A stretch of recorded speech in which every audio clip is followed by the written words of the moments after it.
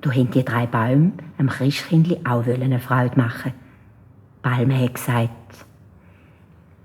ich gebe dem Jesuskindli mein schönstes Blatt.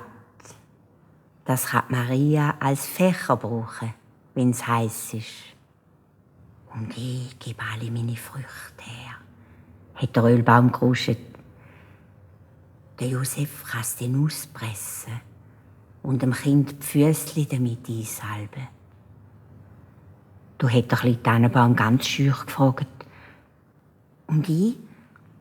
Was kann ich dir am Christkind schenken? Du haben der Ölbaum und die Palme das Tannenbäumli ganz verächtlich angeschaut und gesagt, du kannst ihm gar nichts geben. Rechte Früchte hast du nicht. Und deine Äste würden mit diesen spitzigen Nadeln nur die kleinen Händchen verstechen. Das hat das Tannenbäumli eingesehen. Und es ist ganz traurig geworden, weil es allein kein Geschenk hatte fürs Christkind. Es hat die Äste hängen lassen und viele herzige Tränen sind den Stamm abgekugelt.